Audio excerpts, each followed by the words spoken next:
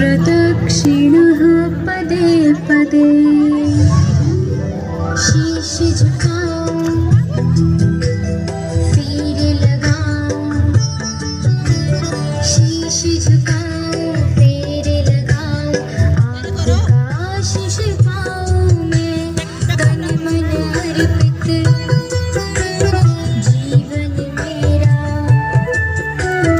तन मन अर्पित जीवन मेरा चरणों में ही लगाऊं मैं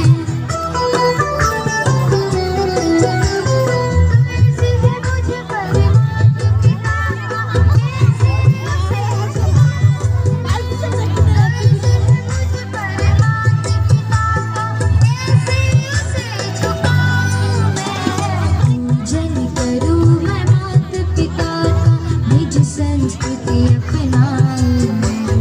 गुरुवर के संकेत पे चलकर जीवन सफल बनाऊं मैं